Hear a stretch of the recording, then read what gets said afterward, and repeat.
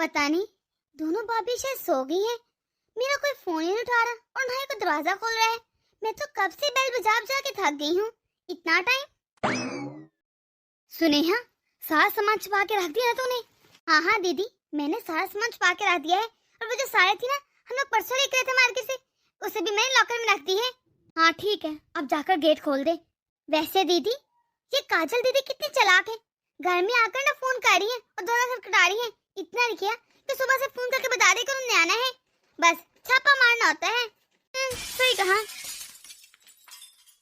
भाभी क्या हाल है आपका? हम तो ठीक है, तुम बताओ तुम कैसी हो? आने से पहले तुमने कॉल ही नहीं की, अचानक ही आ गई।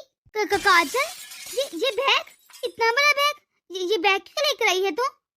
भाभी ये बैग तो इसलिए क्योंकि मैं इस मरतबा ना पूरा हफ्ता रहने आई हूँ। भाभी सुबह से कॉल इसलिए नहीं की क्योंकि मुझे क्या पता था कि मैं यहाँ रहने आ जाऊंगी। वो तो मेरी ननद आ गई तो उन्होंने मुझे कहा कि तुम जाकर अपने मेके आओ और मैं यहाँ रह लूंगी, सब संभाल लूंगी। पूरा साल तो फिर टाइम मिलता ही नहीं, निकला कहाँ जाता है घरों से। अरे नहीं दीदी, आप समझ नहीं रही मेरी बात को।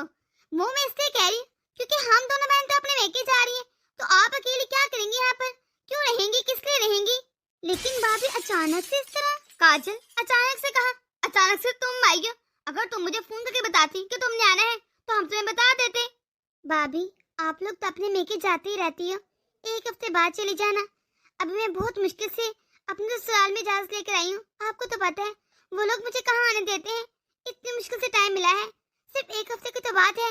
तो तुम अपने ससुराल वालों को बता देना ना कि हम लोग अपने भतीजे की शादी में गए हैं, इसलिए तुम्हें वापस आना पड़ा। इसमें भला शर्मिंदगी की कौन सी बात है? आखिर को हमारे इकलौता भांजा है। ठीक है भाभी, फिर आप लोग चले जाओ। मैं यहाँ अकेली रह लूंगी और घर का भी ध्यान रख लूंगी। आप लोग जब वापस आ जाएंगे फिर मैं अपने ससुराल चली जाऊंगी। दीदी आप यहाँ पर कैसे रहेंगी? अरे ये पहले जैसे घर नहीं रहा, आप देख नहीं रही हमारे पूरे घर को कैसे फर्निश कर दिया हम लोगों ने। तो इसमें कौन सी चिंता की बात है? मैं रह लूंगी और अच्छे से ध्यान भी रख लूंगी घर का, आप चिंता मत करें। अच्छा कोई बात नहीं काजल, तुम्हारी मर्जी। अब अंदर आ जाओ और पानी वानी पी लो। दीदी ऐसे कैसे छोड़ जाएं इनको इस घर पर? अरे हम लोग अपने घर में क्यों छोड़ के जाएंगे इनको? घर में इतना सामान पड़ा है। और नहीं तो क्या दीदी, आप खुद सोचिए, हमें क्या पता नहीं इनके ससुराल में इनकी क्या हालत है। अरे कोई सामान चुरा लिया तो तू ही बता मैं क्या करूं? अरे मुझे भी पता है, अब मैं कुछ कर तो सकती नहीं। तूने देखा है कितनी जिद कर रही थी वो, रहना है मुझे, रहना है मुझे। अगर फालतू में उसने अपने भाई को कुछ बोल दिया तो ऐसे झगड़ा हो जाएगा घर में। तुम्हें पता तो है तुम्हारे भाइयों का। अरे अपनी बहन के खिलाफ ना एक भी बात नहीं सुन सकते। तो दीदी एक काम करते हैं ना, हम लोग निदा को बुला लेते एक हफ्ते के लिए। हाँ ये तो मैंने सोचा ही नहीं। और नहीं तो क्या दीदी, वो कह रही थी ना कि उसका एग्जाम है, शादी में तो वो जाएगी नहीं और यहाँ रहेगी, आराम से पढ़ भी लेगी और काम की कोई टेंशन नहीं होगी क्योंकि काम तो सारा दीदी कर देंगी ना। ये अच्छा आइडिया है। भाभी भाभी, दीदी आप जरा इनकी बात सुन ले। मैं निदा को फोन करके आती हूँ और बुला लेती हूँ उसे। अरे काजल बैठो ना, खड़ी क्यों हो? दीदी दीदी आई छोटी। अगर मुझे पता होता ना कि इनके भतीजे की शादी है तो मैं कभी भी ना आती, पर मुझे क्या पता था अब अगर इससे वापस जाऊंगी तो अभी अच्छा नहीं लगता। मेरी सास क्या कहेगी मेरे मेके वालों के बारे में, और मेरी ननद भी आ रखी है। दीदी मैंने कॉल कर दिया निदा को, 1 घंटे तक आ जाएगी। अब हम लोग आराम से शादी पे चले जाएंगे। हो मुझे याद है दीदी। दीदी वो गटर, अरे गटर में कितनी बदबू आ रही है। आपने प्लम्बर को बुलाया नहीं, कौन साफ करेगा अब? आपको पता है निदा का? अरे इससे कितनी बदबू आती है, आप पर गुस्सा करेगी आकर। मैं तो भूल ही गई थी, मेरे दिमाग से निकल गया। निदा तो आकर बहुत बोलेगी, अब मैं क्या करूं? वो तो वो बर्दाश्त नहीं करेगी। तो आप ऐसा कहीं ना काजल दीदी को बोल देना, वो कर देंगे साफ। वैसे भी ना उन्हें आदत है ये नाला नाले साफ करने की, उनको कौन सा कोई फर्क पड़ेगा। सही दिमाग लगाती है तू, उसे ही कहती हूँ, उसे कह देती हूँ कि हम लोग तो शादी में जाने की तैयारी कर रहे हैं, हमारे पास टाइम नहीं है, तुम जरा नाला साफ कर दो। हाँ दीदी, वैसे भी ना काजल आपने ससुराल में गोबर डालती है, अगर गोबर डाल सकती है तो नाला साफ करने में कौन सा कोई दिक्कत है। चल आजा जल्द से साफ करा लेते हैं, इससे पहले नींदा आ जाए। काजल तुझसे ना एक काम था, हम लोग तो शादी पर जा रहे हैं तो हमारे पास कहाँ है टाइम, तो एक काम कर देगी जरा तू। हाँ भाभी आप बोलिए, कौन सा काम है? अब देख तूने यहाँ 1 हफ्ता रहना तो तुझे मुश्किल होगी। वो जो वॉशरूम का नाला है ना वो साफ करना है, उसमें से बहुत बदबू आ रही है। वो थोड़ा खोल कर जरा अच्छे से साफ होगा। बहुत गंदा हो रखा है, कर दोगी क्या? हाँ हाँ भाभी मैं कर दूंगी, मुझे कोई मसला नहीं। आप मुझे बता दे कौन सा नाला साफ करना है। वैसे भी ये मेरा मायका है और मायके में काम करने से कौन सा कोई शर्म। ससुराल में भी तो मैं अपने सारे काम करती है ना, तो ये फिर भी मेरा अपना घर है। अरे मैंने कहा दीदी को कि काजल तो अपने ससुराल में गोबर डालती है, तो नाला साफ करना कौन सा मुश्किल काम है, वो तो कर ही देगी। भाभी मैं अपने ससुराल में गोबर डालती हूँ इसलिए नाला नहीं साफ कर रही, सिर्फ इसलिए साफ कर रही हूँ क्योंकि ये मेरा अपना घर है और अपने घर में काम करने में कौन सी शर्म, चाहे वो छोटा हो बड़ा हो कैसा भी हो। अच्छा अच्छा नाला साफ बाद में कीजिएगा, पहले आप ऐसा करिए कुछ खा ले। छाछ की रोटी बनाई मैंने आपके लिए, आप पसंद करते हैं ना वो खाना। सच कहूँ ना मुझे पता है मैं तुम्हारी बड़ी भाभी हूँ, मुझे ये तुमसे नाला साफ कराते हुए ना बहुत शर्म आ रही है, अच्छा भी लग रहा, लेकिन मैं क्या करूँ, मुझसे तो साफ होते ही नहीं, मेरे तो कमर में दर्द निकल आता है। और छोटी छोटी भी कर देती, लेकिन वो क्या है ना इसने मेहंदी लगवानी है, शादी पे तो जाना है, टाइम ही नहीं है हमारे पास। वही बात है भाभी, हम लोग एक फैमिली तो है, मैं आप लोगों को पराया थोड़ी ना कहती हूँ, कोई मसला नहीं मैं कर देती हूँ। छोटी अब जल्द से काम कर, जल्द से ना काजल को छाछ की रोटी दे दे और फिर मेहंदी लगवा ले, हमेशा कहीं भी जाना ना तू ही लेट करती है। भाभी क्या आप लोग मेरे साथ नहीं खाएंगे खाना? नहीं नहीं हम कहाँ खा रहे हैं, अरे हमने जाना ना वो शादी पर, तो हम सोच रहे थे कौन बनाए, टाइम तो है नहीं, इतनी तैयारियां पड़ी हैं, उधर जाकर ही खा लेंगे। कोई बात नहीं, अगर आप लोग अभी नहीं खा रहे तो बाद में खा लूंगी मैं, हम एक साथ ही खा लेंगे शाम को। ठीक है, अगर तुम इतना मना करी ना तो बाद में ही खा लेना, अब जाकर जरा नाला साफ कर दो ना पहले। और काजल जब तुम नाला साफ कर लोगे ना तो प्लीज नहा धोकर कपड़े चेंज करके ना फिर आना रसोई में, इस तरह ना जाना। जी भाभी। छोटी तूने ये क्यों कहा कि हम लोग खाना नहीं खाएंगे, मुझे तो इतनी तेज भूख लगी है, अब हम लोग क्या खाएंगे? अरे दीदी वो फ्रूट रखे ना, आम भी रखे केले भी रखे, हम लोग जल्दी से खा लेते, तब तक जरा काजल नाला साफ कर रही है, पर छोटी कुछ बना ही लेती, इतनी भूख लगी है मुझे। अरे दीदी आप क्यों नहीं समझती, अभी खा लेना फ्रूट, मैं जल्द से ना जाकर मेहंदी लगा लेती हूँ और फिर मैं कह दूंगी कि मैंने तो मेहंदी लगाई है, आप खुद ही खाना बना ले। और आप कहते ना आपकी कमर में दर्द है, हमें खाना भी नहीं बनाना पड़ेगा और मिल भी जाएगा, कहते तो बिल्कुल ठीक रही है।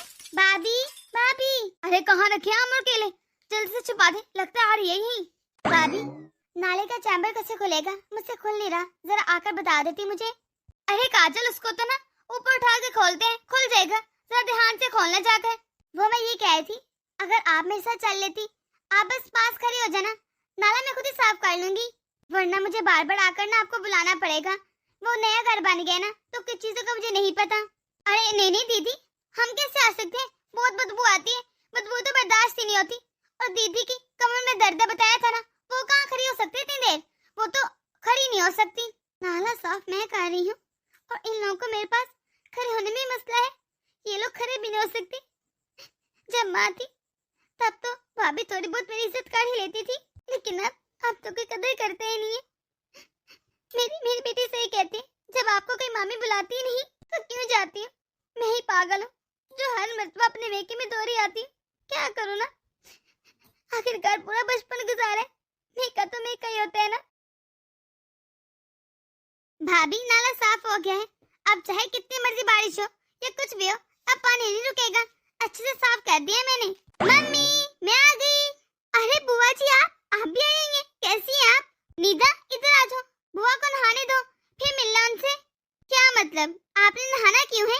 अरे बेटा वो क्या है ना, मैं वॉशरूम का नाला साफ कर थी, वो बारिश का मौसम है ना तो बारिश आ जाती है फिर ब्लॉक हो जाता है, बस वो भी साफ करके आई हूँ।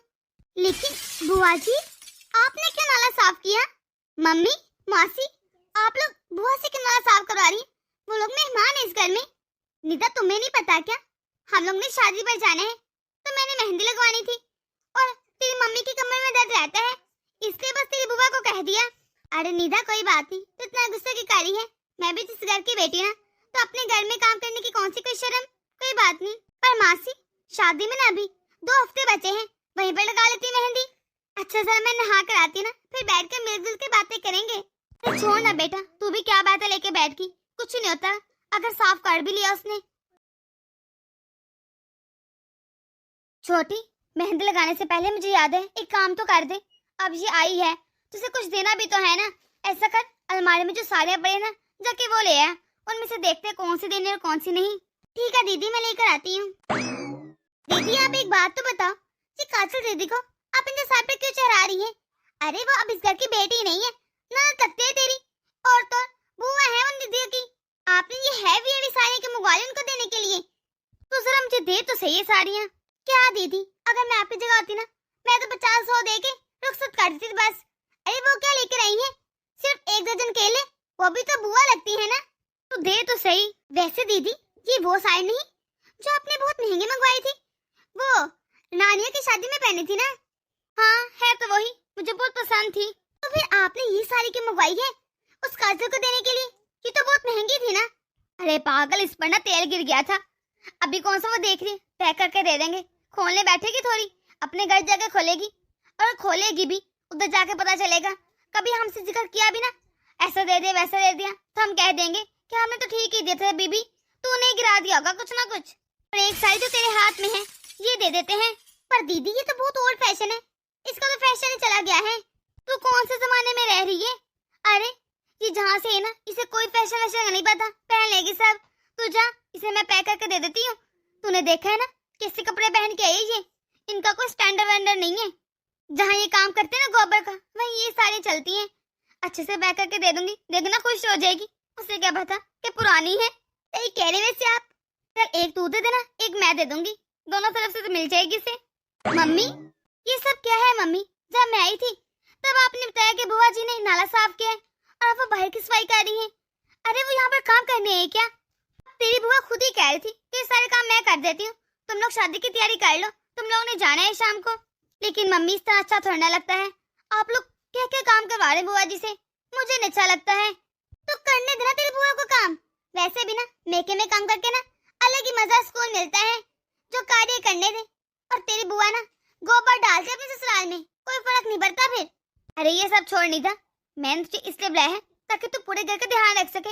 हम लोग ने सुबह सुबह निकल जाना है शादी पर। क्या मम्मी, आप लोग ने सुबह जाना है शादी पर बुआ जी तो कहते थे शाम को जाना है। अगर सुबह जाना था तो झूठ क्यों बोला? अरे हम लोग ने तो सुबह ही जाना था, वो तो हम लोगों ने बस वैसे ही झूठ बोल दिया ताकि वो चली जाए, पर वो तो गई नहीं। वैसे उन्होंने जाना भी नहीं था। मासी आपको क्या हो गया है? जो उनका अपना घर है, उनका मेका है, इतने महीनों बाद अगर रहने आएंगे तो आप उनसे झूठ बोल रही हैं ताकि वो वापस चली जाए। मम्मी ये साड़ी, ये तो आपने रानी की शादी में पहनी थी, यही पहनी है क्या? अरे नहीं नहीं, मैं बल्कि ये साड़ी पहनने लगी। ये तो मैं तेरी बुआ के लिए मंगवाई है, इतनी महंगी साड़ी है, रख रख के खराब हो रही है। अच्छे ना वो पहन लेगी, घर वाले काम आते ना एक दूसरे के। देख ना तेरी मम्मी ने इतनी महंगी साड़ी ली थी, अच्छे है ना वो पहन लेगी। दिल करता है कि पड़ी पड़ी खराब हो रही है। अच्छा सच कहूँ ना, ये साड़ी तो मुझे भी बहुत अच्छी लगती थी, लेकिन क्या है ना मैं साड़ी पहनती नहीं, वरना मैं ही पहन लेती। वैसे मम्मी और मासी, आप लोगों को मामा जी ने फोन करके बुलाया तो है ना कि कहीं ऐसे मुंह उठाकर जा रही हो? अरे बेटा ये तो क्या कह रही है, हम लोग बुलाए से जा सकते? 1 हफ्ता हो गया उनकी इतनी कॉल्स आ रही है। तुझे कॉल इसलिए नहीं की, मैंने मना कर दिया था।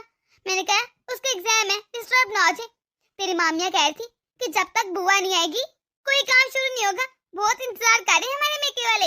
आप लोग ने लिया क्या है भाभी को देने के लिए? अरे हम दोनों ने लहंगे लिए हैं और साड़ियाँ भी ली हैं। और तुझे पता है वो जो दुल्हन आ रही है ना, उसके मैके से हम दोनों के लिए सोने की बालियां आ रही हैं और पायल भी। और तेरा मामा, उसने हमें सोने की अंगूठी और कंगन देने हैं। और बेटा साथ में ना 11 साड़ियाँ भी रखी है मामी ने। मम्मी जी शादी तो उनके घर पर है ना, तो आप लोगों के लिए इतना क्यों हो रहा है? अरे नीदा बेटा तुझे भी पता नहीं है, तू बच्ची है ना, तू क्यों नहीं समझ रही? हम लोग थोड़ी हैं, हम लोग बड़ी बहन है इस घर की। अरे बेटियां हैं, बेटों का सामान ही अलग होता है। और नहीं बुआ सास लगेंगे, अभी तो हम लोग और लेंगे। मैंने तो भतीजे को कह दिया है कि हर चीज हमारी पसंद की हो। और तू भी जाएगी ना बेटा, हक से मांगना। अरे तेरी भाभी लगती है, जो दिल करे ना वो मांगना, तुझे भी बढ़ बढ़ कर देंगे। मम्मी वैसे एक बात कहूँ, आप दो उस घर की बेटियां हैं, फिर भी आपका कितना हक है, कितने मान सम्मान से जाती है अपने मेके पर, क्योंकि वो आपका घर है। तो फिर बुआ जी कौन है, वो क्या लगती है इस घर की? मम्मी मासी, अरे आप लोग उस घर की बेटियां हैं, वो भी दो। वो तो इकलौती बेटी है, फिर भी उनको इस घर में क्या मिल रहा है? नाले साफ कर रही हैं। अरे नौकर वाले काम करवा रहे हैं आप लोग उनसे, और दे के रहे हैं उनको बदले में ये पुरानी साड़ियाँ। आपको बहुत अच्छी पैकिंग करनी आती है ना, कि पता न चले पुरानी है कि नहीं। मुझे याद है जब पिछली बार आई थी ना, तब भी आपने उनको पुरानी साड़ियाँ दी थी जैसे अब कर रही हैं। खुद आप लोग भी तो अपने मेके से इतना बढ़ बढ़ के ले रही हो, तो वो भी सर की बेटी है। अरे आपकी ननद है, उनको भी तो अच्छा लगेगा ना अपने ससुराल में जाकर दिखाना कि उनके मेके में से क्या क्या आया है। भाभी ने ये दिया वो दिया, मुझे आप कैसे कह रही हैं कि वो मेरी भाभी लगती है? जाके हक से मांगो, ये लेना वो लेना। और वो, अरे वो आपकी ननद है, आप उनकी भाभियां लगती हैं, उनका आपको ख्याल नहीं है? बुआ जी सीधे सादी हैं, कुछ कहती नहीं। मम्मी जी आप लोग जा रहे हैं शादी पर, अरे मामा जी के घर कितना खुश होकर जा रहे हैं। अगर उधर जाकर आपसे नाले साफ करवाए जाए, घर की सफाई करवाई जाए और कोई इज्जत न दी जाए तो कैसे लगेगा आपको?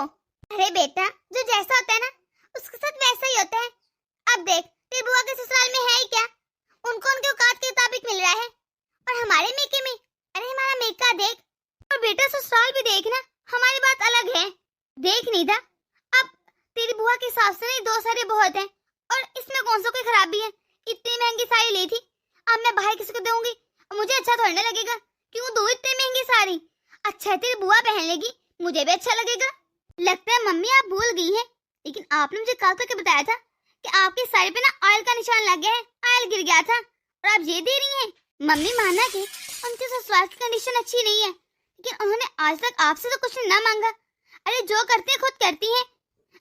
आप लोग फिर भी उनको पुराने कपड़े दे रही हैं। आप लोगों को पता है कि जब उनकी हालत ठीक नहीं है, उनके ससुराल में फाइनेंशियल कंडीशन है, तो आपको चाहिए आप उनको ज्यादा दे, अच्छी अच्छी चीजें दे, ताकि वो खुश हो जाएं। पर नहीं, आप तो उल्टा काम कर रही हैं। मम्मी मैं भी तो इस घर की बेटी हूँ ना, लेकिन आपने मुझसे आज तक कोई भी काम नहीं करवाया, और आप बुआ से नाले साफ करवा रही हैं, जबकि वो काम आप लोग खुद भी करना पसंद नहीं करते। खुद भी आप प्लम्बर को बुलाती हैं, लेकिन आपने सोचा बुआ आ गई है तो क्या जरूरत है किसी को भी बुलाने की। और आपने झूठ भी बोला उनसे ताकि वो वापस चले जाएं। क्या उनका घर नहीं है? और सबसे बड़ी बात मम्मी, आपने मुझे सिर्फ इसलिए बुलाया है ताकि मैं इस घर की रखवाली कर सकूं। आपको बुआ पर यकीन नहीं कि कहीं वो चोरी वोरी कर लेंगी? वो चोर थोड़ी ना है, जिस तरह मैं सर की बेटी वो भी बेटी है। फिर आपने उनको चोर कैसे समझ लिया मम्मी? आज तक कोई भी आपके घर की चीज इधर से उधर हुई है कभी, जो आप उनको इतना बड़ा इल्जाम लगा रही हैं? बेचारी पता नहीं कैसे अपने ससुराल वालों से इजाजत लेकर आई होंगी, कितनी मुश्किल से टाइम मिला होगा कि मैं अपनी भाभी से मिला, और भाभी आगे से सिर्फ काम कराती हैं। अरे बेचारी सिर्फ 2 वक्त की रोटी खाती है और सारा दिन काम करती रहती है, आप करवाती हैं बल्कि जबरदस्ती। मम्मी अगर आज दादी जिंदा होती ना, तो आप भी जानती और मैं भी कि बुआ ऐसे रह रही होती। बताएं मुझे, क्या आप ये सब कुछ दादी के सामने कर सकती थी, करवा सकती थी नाला साहब बुआ से? नहीं ना। आपने सोचा अब उसकी माँ तो है नहीं, जो दिल करे करवाती रहूं। मम्मी बुआ जी की माँ नहीं ना, इसलिए आप लोग उनके साथ ये सब कर रही है। अब तो मुझे भी लगने लगा है कि कल को जब मेरी माँ नहीं रहेगी तो मेरे साथ भी ये सब होगा। शायद यही रीत चलती आ रही है, यही चलेगी। अब तो ऐसा लग रहा है कि हर माँ के जाने के बाद हर ननद के साथ ऐसा ही होता है। लेकिन मम्मी कब तक? बस बहुत हो गया। आइंदा की बात ना बुआ जी को कोई भी पुराना सूट नहीं देंगी, मैं बता रही हूँ। आप अपने पुराने कपड़े इतने मांगने वाले आते हैं, उनको दे दिया करें। चाहे आप एक सूट दें, एक साड़ी दें, लेकिन नहीं तो हो ना। मम्मी जिस मान और सम्मान के साथ आप अपने मेके जा रही है ना, वो भी इसी तरह कितने मान सम्मान के साथ आई होंगी। लेकिन आपने क्या किया? अब आप जाकर उनको रोकें कि वो काम ना करें। क्यों करेंगी वो काम? सही कह रही निदा, तो हमने कभी सोचा ही नहीं। हम काजल को पराया समझते रहे, और जब हम खुद अपने मेके जाते हैं तो हम अपना हक समझते हैं। हमने ये सोचा ही नहीं कि ये भी तो उसका अपना घर है ना, उसे भी इस घर में उतने अच्छा लगता होगा ना जितना हमें अपने मेके में जाना।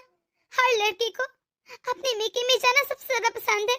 बेटा आइंदा के बाद मैं याद रखूंगी कि ये काजल का मेका है, उसे वही मान सम्मान इज्जत मिलेगी जो हम लोग एक्सेप्ट करते हैं कि हमें अपने मेके से मिले।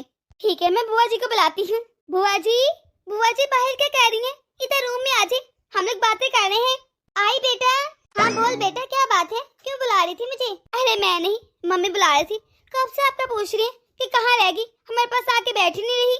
जी भाभी बोलिए। काजल मैं ये कह रही थी, हमने पहले शाम को जाना था, फिर मेरे भाई का फोन आया, वो कह रहा था वो सुबह लेने आएगा। अब हम लोग सुबह जाएंगे। काजल दीदी आप ये मत समझिएगा कि हम आपसे झूठ बोल रहे थे, हम तो बिल्कुल झूठ नहीं बोल रहे थे। पहले भाई ने कहा था हम शाम को आएंगे, अब वो कह रहा सुबह लेने आएगा, इसलिए हम लोग ना सुबह जाएंगे। काजल मैं ये कह रही थी कि घर का अच्छे से ध्यान रख लेना, तुम तो बड़ी समझदार हो। अरे इसे कहाँ अकल है, कहाँ रखेगी ध्यान। ये तो बा मुश्किल से अपने पेपर की तैयारी करेगी। दोनों भतीजी बुआ आराम से रहना पूरा हफ्ता। वैसे भी इतने दिनों बाद आई है तुम रहने के लिए, आती ही नहीं। ठीक है भाभी, वैसे भी ना इतने अरसे बाद हम दोनों मिलके रहेंगे, मैं तो बहुत खुश हूँ। और नहीं तो क्या, हम दोनों मिलके ना खूब मस्ती करेंगे, शॉपिंग करने भी जाएंगे, खेलेंगे, बहुत मजा आएगा बुआ जी। बचपन की यादें ताजा करेंगे। और हाँ दीदी, ये ना शादी वाले दिन ही आएगी, तो आपने इसके साथ आना है, अकेले मत आ जाना तुम। नीरा बेटा अच्छे से अपनी बुआ को लेकर आना। और हाँ काजल, दामाद जी को और तुम्हारे बच्चों को हम उधर से कॉल कर देंगे, तुम भी कह देना, वो भी शादी में लाजमी आए। और घर का ध्यान रखना अच्छे से। अरे भाभी आप चिंता ही ना करें, मैं अच्छे से घर का ध्यान रखूंगी। जैसा छोड़ के जाएंगे ना बिल्कुल वैसा मिलेगा, बल्कि उससे भी ज्यादा नीट एंड क्लीन। और काजल तुम ऐसा करना, तुम निदा के साथ उसके रूम में रह लेना, वहीं पे अपना सामान रख लो। अब क्या अकेले अकेले एक एक रूम में रहोगी, डर जाओगी, इकट्ठे रह लेना, डरोगी भी नहीं। ये लो काजल, ये कुछ पैसे हैं, वैसे तो घर में सारा सामान है, लेकिन अगर तुम लोगों को कुछ मन करना तो मंगवा लेना। और हाँ, इसमें से जाकर ना अच्छे से अपनी शॉपिंग भी कर लेना। शुक्रिया भाभी, लेकिन इसकी क्या जरूरत थी। अरे ये जरूरत के लिए थोड़ी ना देते हैं, ये तो प्यार होता है। और वैसे भी ये तेरा मेका है, तेरा जब मन करे तो उतना ले सकती है। अच्छे से कपड़े पहन के ना मेरे भतीजे की शादी पर, और बच्चों के लिए भी कपड़े ले लेना, मुझे लेने याद नहीं रहे, शादी में इतना बिजी थी ना। जी ठीक है भाभी। सानिया जी, कल आप स्कूल में किताबें लेने क्यों नहीं आई थी? मैं आपका वेट कर रहा था। मास्टर जी बुरा न मनाइएगा, लेकिन आप इस तरह रास्ते में रोककर मुझसे बात नहीं करनी चाहिए, क्योंकि अगर किसी ने देख लिया ना तो हमारे घर में तो तूफान आ जाएगा। सानिया जी, आप इन बेकार की रस्मों में इतना लचनी हैं कि आप ये भूल ही गई हैं कि आप भी एक इंसान हैं, आपको भी जीने का हक है, न कि ये सिर्फ जिंदगी गुजारने का। जैसे सब लोग जीते हैं, खेलते हैं, गुनगुनाते हैं, हंसते हैं, मुस्कुराते हैं, लेकिन आप ये क्यों नहीं समझ रही? आपको समझना होगा, आप भी बाकी लोगों की तरह हैं और आपको पूरा हक है अपनी जिंदगी पर। चलो मीना जल्दी चलो, मास्टर जी मेरी मजबूरी को नहीं समझ रही। सानिया जी, आपने डर को ना मजबूरी का नाम मत दे। अरे आपने कभी कोशिश ही नहीं की खुलकर जीने की, हंसने की, मुस्कुराने की, या अपनी जिंदगी गुजारने की। बस लोगों ने कहा और आप डर के बैठ गई। जो लोग कहते हैं आप वही करती हैं। आखिर क्यों क्यों आप डर के बैठ गई हैं? अभी आपकी उम्र ही क्या है, सिर्फ 22 साल, और आप कैसे हिम्मत छोड़ के सब कुछ बैठ गई हैं? मास्टर जी इस गांव में ना तो भेवा को जीने का हक है और ना ही खुल के मुस्कुराने का। अरे अभी भी हम इस गांव में ही रहते हैं, क्या आपकी बात नहीं मालूम? और जिस तरह आप आते रहते मुझसे बात कर रहे ना, अगर किसी ने देख लिया तो मेरा जीना हराम कर देंगे। क्या आपको गांव के रस्मों के बारे में नहीं पता, फिर भी जानबूझ के बात कर रहे हैं? अरे आप तो कुछ समझ ही नहीं सकते। चल मीना जल्दी घर चलते हैं, इससे पहले कि मेरी सास देख ले, कि उन्हें कहीं से खबर हो जाए। अगर उन्हें खबर होगी ना फिर तो मेरी खैर नहीं। सानिया तुम्हें मास्टर जी से ऐसे बात नहीं करनी चाहिए थी। एक वही तो है जो तुम्हारे के लिए बोलते हैं, तुम्हें समझते हैं और तुम्हें कहते हैं कि तुम भी इंसान हो, बाकी तो पूरे गांव में तुम्हें कोई समझता ही नहीं इंसान। मैंने मास्टर जी की आंखों में तुम्हारे लिए सच्चा प्यार देखा है। अरे वो तुम्हें पसंद करते हैं, तुमसे शादी करना चाहते हैं। मीना तू पागल हो गई क्या? तुझे क्या आ गया है कि तू नहीं जानती मैं विधवा हूँ, और विधवा को प्यार करने का कोई हक नहीं होता और न ही खुश रहने का। क्यों? आखिर क्यों? क्या विधवा के सीने में दिल नहीं होता, या उसकी ख्वाहिशात नहीं होती, या उसका दिल नहीं करता कुछ भी करने को? अरे पूरे गांव के लोग तुझे ताने मारते हैं, तुझे जलीलो-ख्वार करते हैं, बुरा भला कहते हैं, सोए मास्टर जी के। अरे वो ही तो है जो तुझे समझते हैं, तुझे कभी कुछ नहीं कहा, हमेशा तेरे हक की बात की। और एक तुम हो, तुम मुझसे सीधे मुंह बात नहीं करती, बल्कि उल्टा उनको इतना सुना दी तूने। चुप हो जा मीना, प्लीज चुप हो जा। मैं जानती हूँ इस पूरे गांव में तुम्हारे और मास्टर जी के अलावा कोई भी मुझे इंसान भी नहीं समझता, लेकिन तुझे एक बात बताऊं, सच कहूँ ना, मैं समझती हूँ मास्टर जी को। अरे मुझे पता है वो मेरा बहुत ख्याल करते हैं, और शायद ऐसा ऐसा मेरे पसंद भी करने लगी हूँ, लेकिन मुझे लगता है ये गलत है। मैं क्या करूँ? मैं ना कोई नहीं समझेगा मुझे।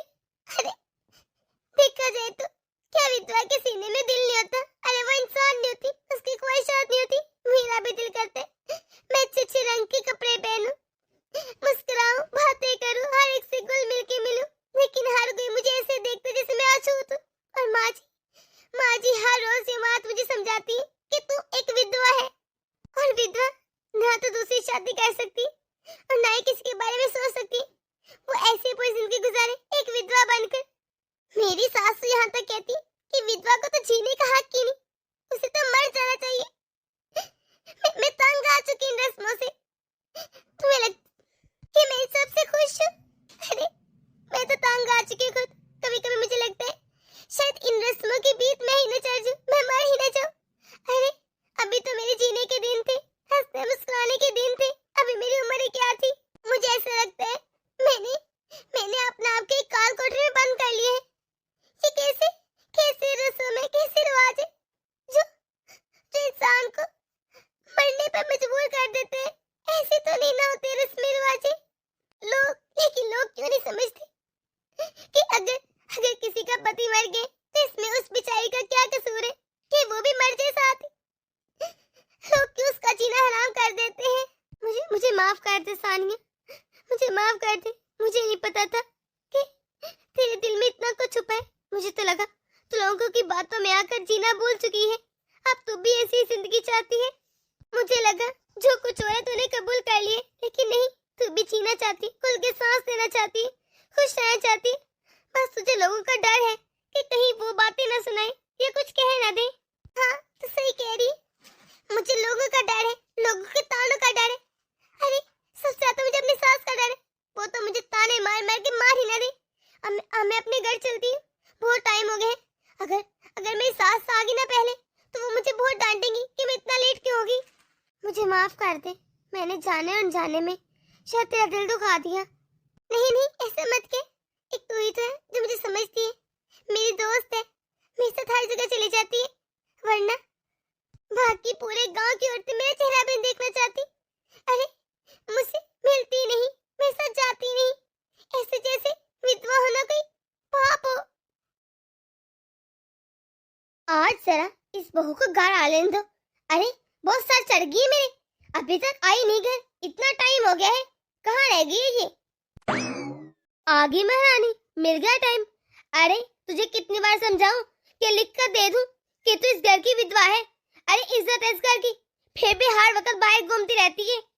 तुझे कितनी बार कहा है कि तू इस घर की विधवा है, तुझे कोई भी रंग, अरे कोई भी चीज नहीं चलेगी, न कोई रंग पहने है, न इधर उधर जाना है, और किसी मर्द से तो बात करनी भी नहीं। तो कहाँ लगा कर इतना टाइम? यकीनन बाहर किसी आदमी के साथ रंग रंगले लाड़ी होगी, बातें कारी होगी। तुझे तो वैसे ही बहुत शौक है गैर मर्दों से बातें करने का, इतनी भी शर्म नहीं आती कि तू विधवा है विधवा। अरे अब चुप क्यों है?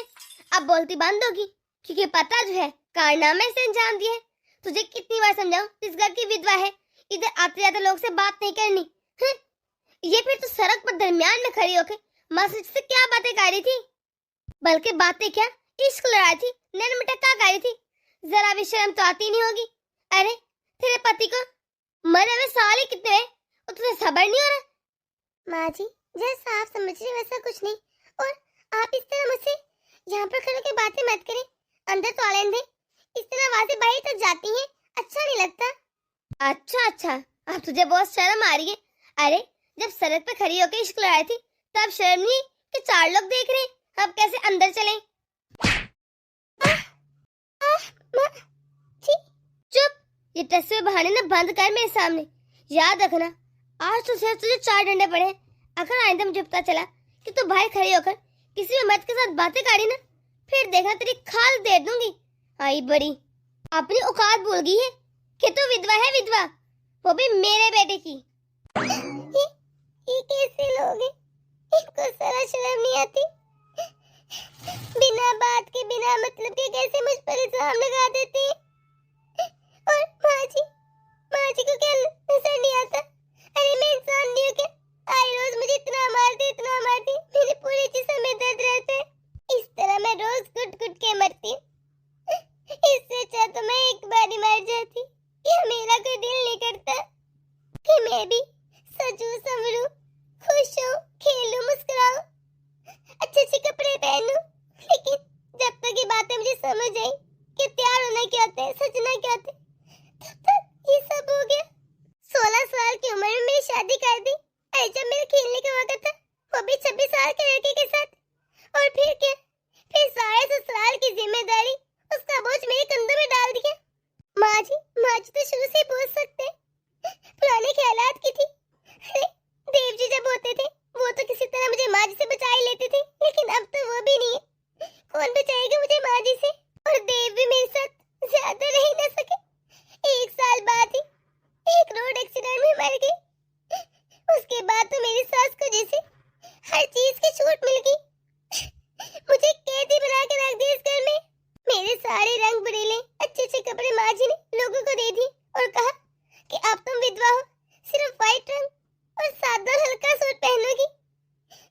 चूड़ियां पहनोगी, ना मेकअप करोगी, ना सोचोगी, ना संवरोगी, सब कुछ उठाकर फेंक दिया।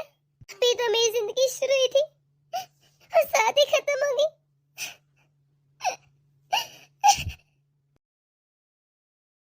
वाह, कितनी कितनी प्यारी लग रही है चूड़ियां। कितना अर्सा हो गया मैंने कभी कोई चूड़ियां पहनी नहीं थी। कितनी अच्छी लगती है वैसे ये तो मुझे सफाई करते पुराने डब्बे में नजर आ गई और मुझे पुरानी चूड़ियां मिल गई, लेकिन बहुत प्यारी लग रही हैं। बहू, तेरा दिमाग तो नहीं खराब हो गया? अरे तूने किससे पूछ के चूड़ियां पहनी? तुम्हारा दिमाग तो नहीं खराब हो गया? कितनी बार समझाऊं तू विधवा है, विधवा। उतार इन चूड़ियों को। वैसे मैंने हिसाब लगाया है, तुझे बड़ा शौक है सजे संवरने का, चूड़ियां पहनने का। कभी आईने के सामने खड़ी होकर खुद को देखती रहती है और कभी चूड़ियां पहन लेती है। अरे क्या लिख कर दे दूं? तुझे कोई हक नहीं, ना प्यार देने का, ना खुश रहने का, क्योंकि तू एक विधवा है, विधवा। जब देखो तुझे समझानी पड़ती है हर बात। उतार अब इसे। जी माँ जी, सॉरी, मुझसे गलती हो गई। मैं भी उतार देती हूँ। मुझे लगता है मुझे अब कोई हक नहीं चोरियों का। उतार देती हूँ। वैसे भी इतने साल गुजरेगी ना, आगे भी गुजरी जाएंगे, क्या फर्क पड़ता है कि मैं चूड़ियां पहनूं ना पहनूं। इतने साल गुजर गए, तब से ऐसे रह रही हूँ जो मुझे पसंद भी नहीं। कोई ना, आगे भी गुजर जाएंगे। वैसे भी इसके अलावा मेरे पास कोई ऑप्शन तो नहीं। सानिया, सानिया तो क्यों रो रही है? तुझे क्या हुआ? फिर तेरी सास जो डांटे है ना, तुझे कितनी बार कहा है उनकी बातों का सीरियस मत लिया कर सानिया। मुझे कोई नहीं समझता मीना, मैं क्या करूं? मैं थक रही हूँ। तुझे मैंने पहले भी कितनी बार कहा है कि तू मास्टर जी से शादी कर ले, पर तू तो मेरी बात समझती नहीं। बस तुझे तो दुनिया वाले की पड़ी है। अरे क्या फायदा उनका डरने का? तुझे तो पता है ना कि मास्टर जी मेरे पुराने मोहल्ले के रहने वाले हैं। वो तो मुझे पता ही नहीं था कि वो इधर आ गए हैं। इनकी मौत के बाद जब मैं स्कूल में कैंटीन लगाना शुरू किया, तब मुझे पता चला कि वो यहाँ रहते हैं। तुझे पता है मुझे अच्छा लगता है जब वो मुझे बाकी की तरह नहीं देखता, बल्कि एक इंसान समझता है। किताबें शेयर करते हैं, बातें शेयर करते हैं, मुझे अपना समझता है। मुझे कहता है कि मैं अपने हक में आवाज उठाऊं। पता नहीं कैसे माँ जी को पता चल गया कि मास्टर जी मुझसे बात कर रहे थे। उन्होंने मेरा स्कूल जाना भी बंद कर दिया है। हाँ, मुझे मास्टर जी ने भेजा है। तो एक हफ्ता हो गया स्कूल नहीं की। उनको बहुत टेंशन हो रही थी। उनके दिल में बुरे बुरे ख्यालात आ रहे थे कि कहीं ससुराल वाले तेरे तुझे मार न डालें। पता नहीं किसने बताया मेरी सास को। मेरी सास ने सख्ती से कह दिया जो भी कैंटीन की चीज मैं बनाती हूँ, मैं बनाकर उनको दे दूं, वो स्कूल में पहुंचा दिया करेंगी। लेकिन मैं यहाँ से एक कदम भी बाहर नहीं निकालूंगी। मैं क्या करूँ? सानिया, अभी तेरी सास घर पर नहीं है। अरे वो मार्केट गई है। ये बाहर खड़े हो गए मास्टर जी। ऐसा कर, तू एक मरतबा आकर बात कर ले। नहीं, मैं नहीं ऐसा कर सकती, ये गलत है। और वैसे भी मैं नहीं चाहती मेरी वजह से कोई उम्मीद पाले, जबकि वो सच होगी नहीं। फिर तेरी उम्मीदों का क्या? अरे तेरी खुशियों का क्या? क्या तेरी जिंदगी कोई नहीं है? क्या तू इसी तरह सारी जिंदगी गुजार देगी? अभी तेरी उम्र ही क्या है? 22 साल। और तू खुद को एक कैद खाने में क्यों कैद कर रही है? तू क्यों नहीं समझती? तुझे अपने लिए आवाज खुद उठानी पड़ेगी। कोई आकर ना तेरे हक के लिए नहीं बोलेगा। जब तक हम लोग अपने हक के लिए खुद नहीं ना बोलते, कोई और भी नहीं बोलता, बल्कि हमें दबाता रहता है। एक ही जिंदगी मिलती है, क्या तू इसी तरह से सच के गुजारना चाहती है? क्यों तू हर वक्त बस दुनिया वालों को सोचती रहती? अपने बारे में भी सोच। अब उठ, तेरे सास को आने में टाइम है। मास्टर जी मेरे घर में बैठे हैं, आकर बात कर ले उनसे। और वैसे भी मुझे एक बात तो बता, तू इस घर में किस हैसियत से रहती है? क्यों बैठी है यहाँ पर? ना ही तेरा पति है, ना ही बच्चे हैं, फिर तेरा क्या रिश्ता है इस घर से? तू क्यों नहीं समझ रही? मैं नहीं जा सकती। अगर मैं मास्टर जी से मिलने चलेगी ना, उनकी उम्मीदें बढ़ जाएंगी। और मैं नहीं चाहती कि कल को कुछ ऐसा हो जाए। अरे क्या पता। वैसे भी मैं तो एक बेवा हूँ ना, जिसे तैसे जिंदगी गुजार लूंगी। और मास्टर जी की तो अभी तक शादी भी नहीं हुई। उनको तो एक बहुत अच्छी पढ़ी लिखी लड़की मिल जाएगी। इतने पढ़े लिखे हैं वो तो। और मेरी क्या हैसियत है उनके सामने? मुझे तो ये समझ नहीं आता कि वो आखिर मेरे बारे में इतना क्यों सोच रहे। छोड़ दे मेरा पीछा। क्योंकि मास्टर जी खरे और सच्चे इंसान है। अरे उनमें मुनाफिकत नहीं है, उनसे तेरा दुख नहीं देखा जाता। तो क्यों नहीं समझती? तो अपने आप को ऐसे कैसे कैद कर सकती है? अब उठ, मैं तेरी एक भी बात नहीं सुनूंगी। इससे पहले तेरे सास आ जाए, जल्दी चल मेरे साथ। मुझे तो ये नहीं समझ आता कि तू क्यों यहाँ पे रह के अपनी सास की मारे खाती है। अरे बिना वजह ना कोई रिश्ता ना कुछ। अब चल जल्दी, मैं तेरी कोई भी बहस नहीं सुनूंगी। चाचा जी यकीन कीजिए, मैं सानिया को एक अच्छी जिंदगी देना चाहता हूँ। मुझसे उसका ये दुख देखा नहीं चाहता। अरे बेटा, मैं जानता हूँ तू सानिया को बहुत खुश रखेगा और हमेशा उसका भला ही चाहते हैं, लेकिन इस गांव की ना ये रस्में और रिवाज नहीं है, और मेरे अंदर इतनी हिम्मत नहीं कि मैं गांव वालों से अकेला लड़ जाऊं। वरना मुझसे भी सानिया बिटिया का दुख कहाँ देखा जाता है। बेचारी की किस्मत पता नहीं क्या लिखी है। बचपन में ही उसके माँ बाप गुजर गए। दादा दादी ने उसे किस तरह पाल पोस के बड़ा किया। सोचा शादी कर देते हैं, खुशियां आ जाएंगी इसके जीवन में। खुशियां क्या आनी थी, 1 साल भी उसके पति का इंतकाल हो गया। अब तो बेचारे के पास उसके दादा और दादी भी नहीं है, कोई जगह नहीं जहाँ जा सके। इसलिए चुपचाप अपनी सास की मारे सहती है कि किसी को पता नहीं उसकी सास के साथ कैसी रहती है। यही तो मैं इसलिए चाहता हूँ कि मैं उसकी खुशियों में जिंदगी में रंग भरूं। अरे मैं उससे शादी करना चाहता हूँ, अपनाना चाहता हूँ। जब मुझे कोई मसला नहीं कि वो विधवा है या नहीं, फिर लोगों को क्या मसला है। मैं जानता हूँ तो अच्छा बच्चा है, शरीफ है, लेकिन मेरी बहन सानिया की सास, वो तो अभी भी ये पुराने रस्म और रिवाज को मानती है। आगे आने का नाम ही नहीं, बस जैसे उसी दौर में जी रही है। बल्कि पूरा गांव ही ऐसा है, हर वक्त सानिया को ताने देता रहता है। मुझसे ना अब उसका दुख नहीं देखा जाता। चाचा जी बस आप मेरे साथ दें और सानिया को किसी तरह कायल कर ले, मैं पूरे गांव से लड़ जाऊंगा। देखे बाबा, मैं आ गई और सानिया को मैं अपने साथ लेकर आई हूँ। बड़ी मुश्किल से आई है। सानिया बेटा, कैसी है तू? जी जी ठीक हूँ। सानिया, मैं भी तुझे हंसता और मुस्कुराता देखना चाहता हूँ, इसलिए तेरा जो भी फैसला होगा ना, मुझे मंजूर होगा। मैं जानती हूँ मामा जी कि आप मेरा अच्छा चाहती हैं। आपका बहुत शुक्रिया। अच्छा, मास्टर जी से कुछ बात करना चाहते हैं तो जरा उनकी बात सुन ले। सानिया जी प्लीज आप रोना बंद कीजिए, मुझे आपकी आंखों में आंसू बिल्कुल अच्छे नहीं लगते। देखिए मास्टर जी, ये आंसू अब मेरी जिंदगी का हिस्सा है। ये तो हर वक्त अब साथ रहेंगे। प्लीज मुझे भूल जाइए, मेरा पीछा छोड़ दीजिए। आप तो इतने अच्छे इंसान, आपको कोई भी लड़की मिल जाएगी, फिर आखिर मैं ही क्यों? तो अगर मैंने आपको चुनने का फैसला किया तो उसमें गलत क्या है? आप क्यों नहीं समझ रही? आप भी तो एक इंसान है, और आपकी कौन सा बहुत उम्र हो गई है। मैं आपसे शादी करना चाहता हूँ। आप अपने साथ इतनी बड़ी जाति क्यों कर रही हैं? आपने लिया आके बोले ना। मैं आपसे शादी करना चाहता हूँ, आपकी ये बेरंग जिंदगी में रंग भरना चाहता हूँ। नहीं मास्टर जी, अब ऐसा नहीं हो सकता। आपको ये बात क्यों नहीं समझ आती? अरे मुझे कुछ करने का हक नहीं है। मैं एक विधवा हूँ, विधवा। आप सब कुछ मुझ पर हराम हो चुका है। क्यों सानिया, क्यों? अरे क्यों तुझे मुझ पर इतना भी भरोसा नहीं, या मेरे प्यार पर? जब मैं कह रहा हूँ सब ठीक हो जाएगा, तुम एक मर्तबा मुझ पर तो ट्रस्ट करो ना। पर नहीं। बात भरोसे की नहीं है, बात अधिकार की है।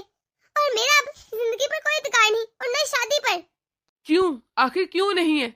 अरे जब कानून हमें इस बात की इजाजत दे रहे कि हम शादी कर सकते हैं, तो तुम कौन होती हो अपने ऊपर खुशियां हराम करने वाली और कहने वाली मैं शादी नहीं करूंगी? बस बस एक मर्तबा सानिया, तुम कहो तो सही, मैं तुम्हारा साथ दूंगी। मैं सच में, मैं सबसे लड़ जाऊंगा। मैं पूरे गांव में तुम्हारे लिए खड़ा हो सकता हूँ। प्लीज तुम मेरा साथ दो। मैं तुम्हें इस तरह अपनी जिंदगी बर्बाद करते हुए नहीं देख सकता। कहाँ जा रही हो? मुझे जहाँ पर एक बात सच सच बता के जाओ, क्या तुम्हारे दिल में मेरे लिए कोई जज्बात नहीं? क्या तुम मुझे पसंद नहीं करती? अगर तुम मुझे ना कहोगी ना, या कहोगी इस गांव से चले जाओ, मैं हमेशा हमेशा कल चले जाऊंगा और कभी वापस नहीं आऊंगा। नहीं नहीं मास्टर जी, ऐसी कोई बात नहीं। भला आपको कौन नहीं पसंद कर सकता? आप इतने अच्छे इंसान हैं, इतने अच्छे दिल के मालिक हैं, इतना इतना इज्जत करते हैं सबकी। आप में तो कोई कमी भी नहीं। अगर कमी है तो मुझ में है। आप ये बात ही नहीं समझ रही बस। कौन कहता है आप मेरे लायक नहीं, या आप में कोई कमी है? आप में कोई कमी नहीं। मैंने चुना है आपको, तो कुछ सोच समझ कर देख कर चुना है ना। आपकी ये मासूमत, आपकी सादगी, मैंने खुद आपकी आंखों में अपने लिए प्यार देखा है, और आप इसे झुठला नहीं सकती। आपको मुझसे शादी करनी होगी। ठीक है मास्टर जी, जो आपको सही लगे मैं आपका साथ दूंगी। मैं मैं बाप को मना नहीं करूंगी।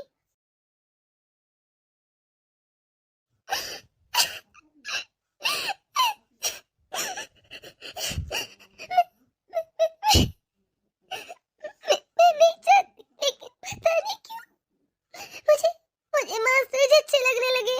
मैं ना चाहते हुए भी उनके बारे में सोच रही।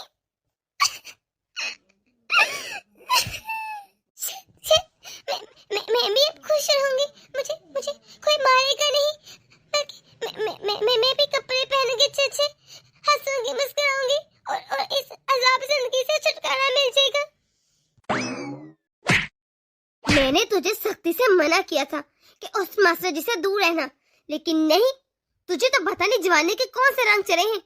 जाके मैंने रखा कारियत से, पूरे गांव वाला मुझ पर तू कारा है।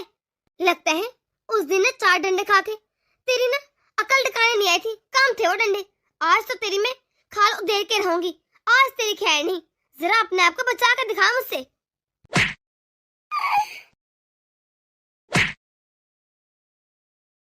अगर इस लड़के ने मासी जी से कोई भी रिश्ता रखा ना, तो हम इसको इस गांव से बाहर निकालेंगे और ऐसी सजा देंगे ना कि आइंदा कोई विधवा ऐसा करने का सोचेगी भी नहीं।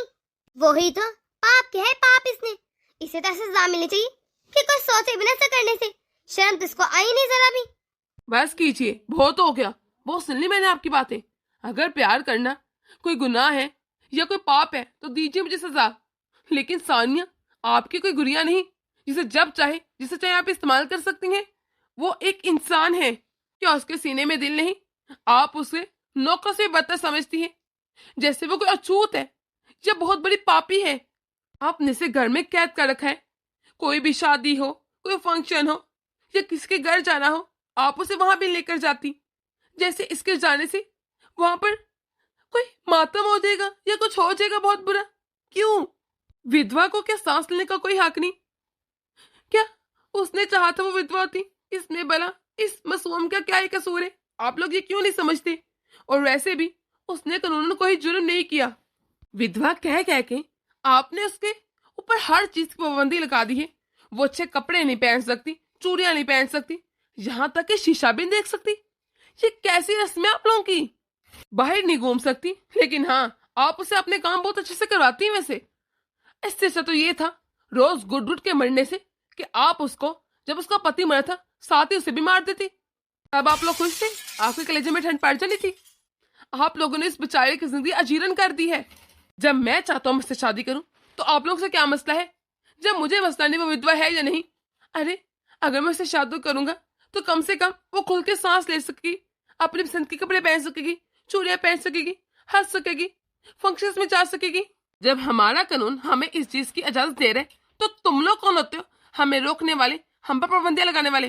चलो सानिया, हम इस गांव से कहीं दूर चलते हैं, जहां तुम अपनी मर्जी से सांस ले सको, जो दिल करे वो कर सको। चलो, क्या रखे इस गांव में, चलते हैं बहुत दूर। मुझे लगता है ये मेरे पास आखिरी मौका है। अगर अगर अब भी मैं मासी जी के साथ ना गई तो मैं जिंदगी भर इसी तरह तड़प तड़प के जीती रहूंगी।